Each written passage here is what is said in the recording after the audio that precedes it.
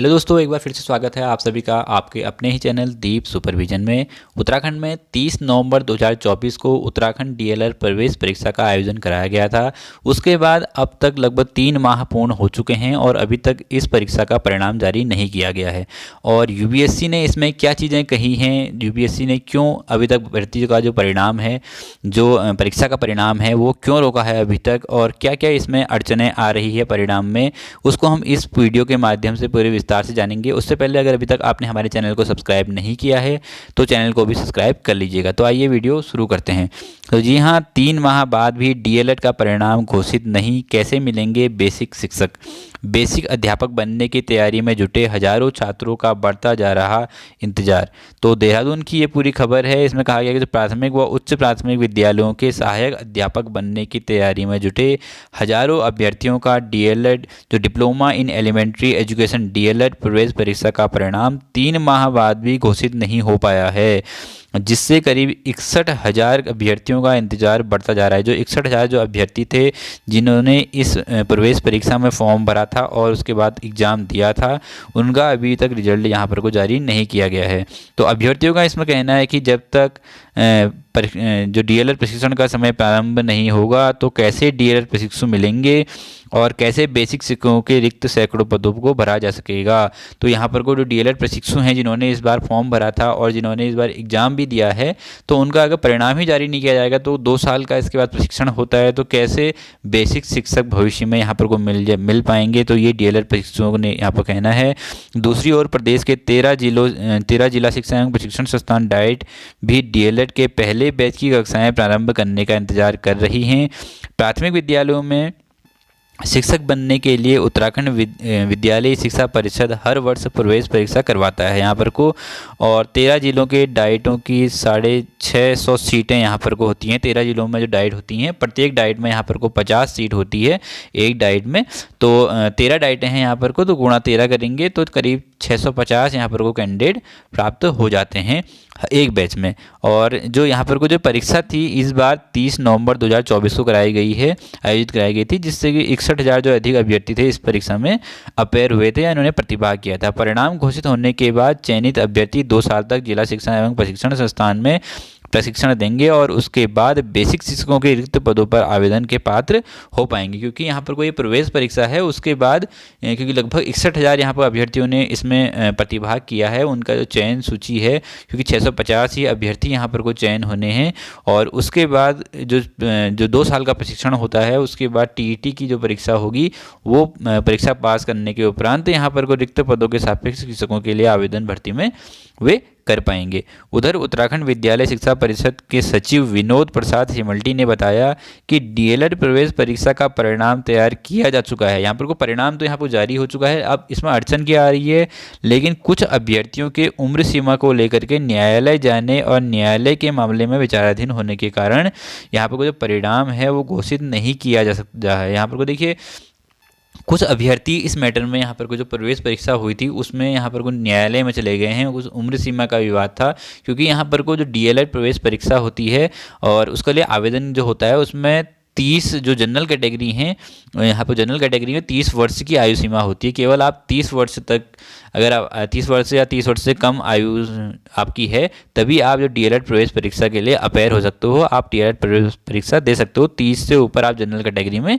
नहीं दे सकते। और इसके अलावा जो एससी एसटी ओबीसी जो कैटेगरीज हैं, जो अदर कैटेगरीज हैं, उनके लिए यहाँ पर को जो उत्तराखंड ग्रुप सी के जो मानक हैं उसी मानकों के अकॉर्डिंग एज का रिलैक्सेशन भी यहाँ पर को मिल जाता है, जो शायद 5 साल या फिर इससे ज़्यादा का होता है।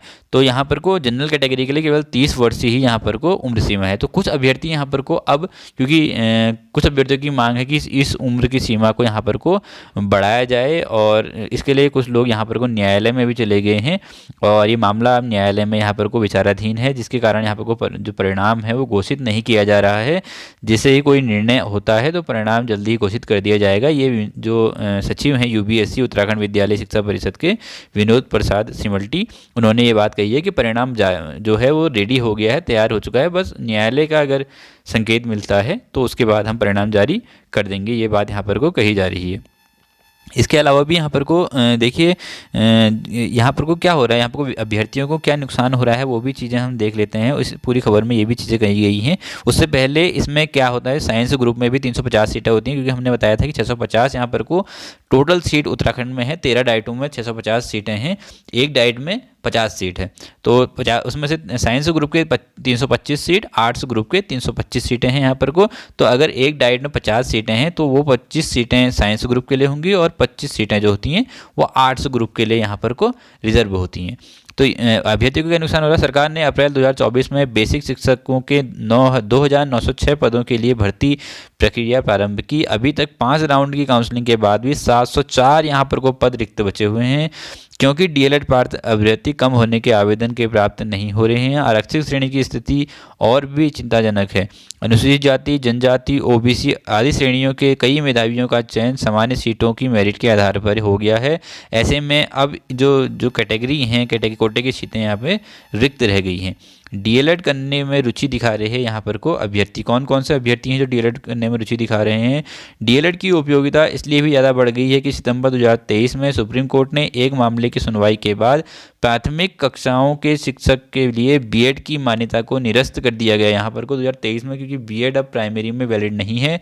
अब केवल 2 वर्षीय डीएलएड या इसके समकक्ष जो कोर्स हैं वो ही इन पदों के लिए आवेदन के लिए पात्र होंगे। ऐसे में बीएड करने के बजाय अब अभ्यर्थी डीएलएड करने में ज़्यादा रुचि दिखा रहे हैं। इस बार 650 सीटों के लिए 61,000 यहाँ पर को अभ्यर्थियों ने आवेदन भी किया है। तो 61,000 यहाँ पर को इस बार अभ्यर्थियों ने आवेदन किया है, क्योंकि अब बीएड जो है वो प्राइमरी भर्ती के लिए वैलिड नहीं है, क्योंकि 2023 में सुप्रीम कोर्ट ने कहीं ना कहीं बीएड को यहाँ पर को इनवैलिड घोषित कर दिया था। तो अब यहाँ पर वो केवल डीएलएड अभ्यर्थी और उसके समकक्ष जो कोर्स होगा वही यहाँ पर प्राथमिक भर्ती के लिए आवेदन कर सकता है। तो इसलिए भी अब डीएलएड के लिए यहाँ पर जो अभ्यर्थी हैं, जो कैंडिडेट हैं, उनका रुझान यहाँ पर देखा जा रहा है, क्योंकि उसके बाद यहाँ पर जो डीएलएड के अभ्यर्थी हैं वर्तमान समय में कम होते हैं और उत्तराखंड में केवल 650 जो अभ्यर्थी हैं वो ही एक बैच में यहाँ पर को प्रशिक्षण उत्तीर्ण करते हैं। तो काफ़ी यहाँ पर को कंपटीशन भी उतना ज़्यादा नहीं होगा। तो अभ्यर्थियों की सोच यही है कि अधिक से अधिक मात्रा में डीएलएड वो लोग कर पाएँ और जल्दी से रिजल्ट जारी किया जाए, जिससे कि उनका प्रशिक्षण जल्दी ही स्टार्ट हो सके। यहाँ पर को एक बात और भी कही गई है, जो स्ववित्त पोषित संस्थानों को डीएलएड की अनुमति दे सरकार। अब यहाँ पर को एक चीज़ ये है कि उत्तराखंड सरकार केवल जो उत्तराखंड में जो डीएलएड जो होता है वो केवल डाइट्स के द्वारा ही होता है, जिला शिक्षा एवं प्रशिक्षण संस्थानों के द्वारा ही होता है। और एक जिला प्रशिक्षण संस्थान, एक जिले में एक जिला प्रशिक्षण संस्थान है जिसे डाइट के नाम से जाना जाता है, और वहाँ पर को केवल एक डाइट में 50 ही अभ्यर्थी जो हैं वो डीएलएड का प्रशिक्षण लेते हैं। तो अब यहाँ पर को जो निजी कॉलेज एसोसिएशन के अध्यक्ष डॉक्टर सुनील अग्रवाल ने कहा कि प्राथमिक व उच्च प्राथमिक विद्यालयों के शिक्षक बनने की पात्रता बीएड समाप्त हो चुकी है और डीएलएड कोर्स करने के केवल 650 अभ्यर्थी एक वर्ष में पास आउट होंगे, क्योंकि डाइट के अलावा डीएलएड कराने वाले कोई स्ववित्त पोषित संस्थान नहीं है। विभाग अपने स्तर पर प्रति डाइट को आवंटित की गई 50-50 सीटों को बढ़ा नहीं सकता है।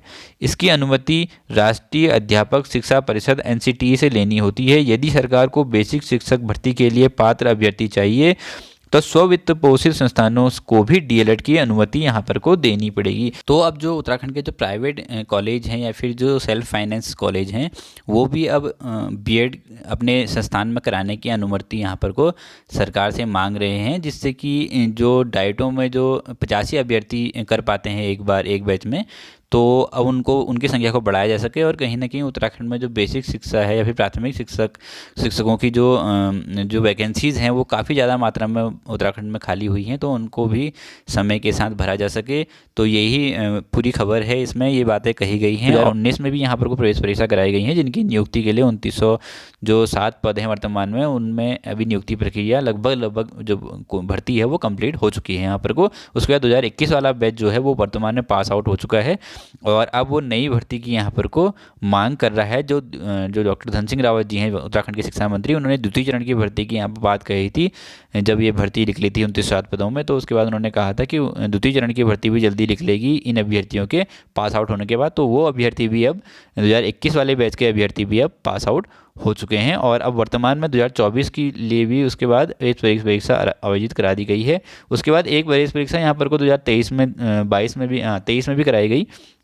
उसके अभ्यर्थी यहाँ पर डीएलएड में प्रशिक्षण कहीं ना कहीं ले रहे हैं और उसके बाद 2024 में अब वर्तमान समय में जो प्रवेश परीक्षा कराई है उसका परिणाम अभी यहाँ पे जारी नहीं किया गया है। यहाँ पर उम्र सीमा जो थी 19 से 30 वर्ष की थी। अब इसे बढ़ाने की भी मांग यहाँ पर अभ्यर्थी कर रहे हैं और ये जो पूरा मैटर है ये कोर्ट में भी गया हुआ है। तो यही पूरी न्यूज़ थी। और इस जो पूरी भर्ती है, इस जो अभी जो प्रवेश परीक्षा हुई है उसका परिणाम कब तक जारी होता है वो देखने वाली बात होगी, और विभाग इस पर कब तक निर्णय लेता है, न्यायालय का ऑर्डर यहाँ पर कब तक आता है, क्योंकि हाई कोर्ट में ही ये पूरा मैटर फंसा हुआ है। और हाई कोर्ट कब तक अपना निर्णय सुनाता है उसके बाद ही यहाँ पर को ये चीज़ें कही जाएंगी, और जब तक रिजल्ट यहाँ पर को आएगा उसके बाद ही ये रिजल्ट यहाँ पर को आएगा। तो यही था इस पूरी वीडियो में। अगर ये वीडियो आपको अच्छी लगी हो तो वीडियो को लाइक कर दीजिएगा, चैनल को सब्सक्राइब कर दीजिएगा और अपने दोस्तों को भी शेयर कर दीजिएगा, जिससे कि इस तरह की जो इन्फॉर्मेटिव वीडियोज़ हैं या फिर न्यूज़ है वो आप तक सबसे पहले पहुंच पाए। तो आज की वीडियो में बस इतना ही। धन्यवाद।